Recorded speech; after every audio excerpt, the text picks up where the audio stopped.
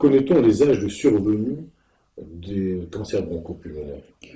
L'âge médian de survenue est d'environ 60-65 ans. Ceci correspond à une exposition tabagique prolongée d'environ 20 à 30 ans. On sait par ailleurs que plus l'exposition au tabac est longue, plus elle expose au cancer bronchico-pulmonaire.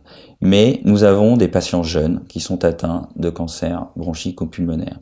Certains patients sont venus nous voir à l'âge de 30 ans, 35 ans, avec généralement des maladies très avancées parce qu'on ne s'imagine pas forcément avoir un cancer à l'âge de 30 ans. Et le plus souvent, ces cancers sont liés au tabac.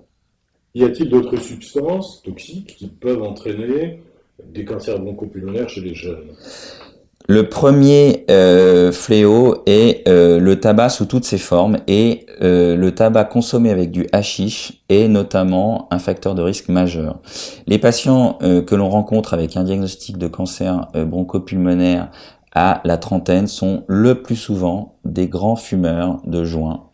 Et ils sont souvent très loin de s'imaginer qu'ils vont avoir un cancer bronchico-pulmonaire et nous les rencontrons souvent à un stade évolué de la maladie. C'est important de dire quels sont les effets délétères du cannabis dans ce genre d'histoire. Ça ne peut pas être ignoré. Il n'est pas possible de dire aujourd'hui que la consommation de tabac associé au hashish est quelque chose d'inoffensif. Ce n'est pas vrai. Euh, Après, on peut avoir un usage modéré, mais il n'est pas recommandé et il n'y a pas de dose de tabac en dessous de laquelle il n'y a pas d'exposition au cancer bronchique et pulmonaire. Plus vous fumez, plus vous avez un risque d'avoir un cancer bronchique ou pulmonaire. Plus vous fumez longtemps, plus le risque est important. Mais dès que vous fumez un petit peu, vous vous exposez à ce risque. C'est important à Ouais. préciser. Et il s'agit d'un risque parce que il y a une certaine forme d'injustice. Et c'est toute la difficulté de la politique de prévention. Parce que vous ne pouvez pas dire à quelqu'un qui fume 3 cigarettes par jour, à coup sûr, vous aurez un cancer bronchique, ou à coup sûr, vous n'en aurez pas. Il s'agit donc d'un risque. Et certains patients vous disent, ou certaines personnes vous disent qu'ils sont prêts à prendre ce risque. Mais bien sûr, personne ne peut se représenter ce qu'est avoir un cancer pulmonaire avant d'en avoir un. Et c'est toute la difficulté.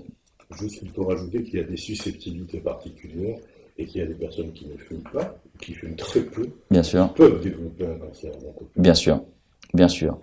Ceci dépend probablement du sexe. Les femmes sont plus exposées à tabagisme équivalent, de la corpulence, puisque lorsque vous êtes, c'est comme pour l'alcool, lorsque vous êtes très corpulent, vous éliminez plus facilement l'alcool. Eh bien, c'est pareil pour les toxiques liés au tabac. Et puis, il y a des facteurs que nous n'identifions pas. On sait que les modes d'entrée dans le tabagisme sont multiples, complexes.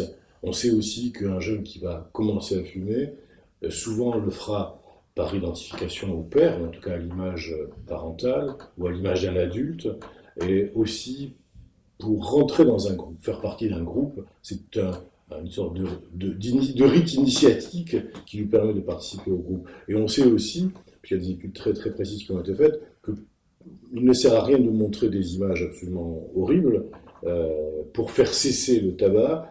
C'est beaucoup plus subtil que cela. C'est ce que vous précisiez, et chaque mode d'entrée est peut-être différente.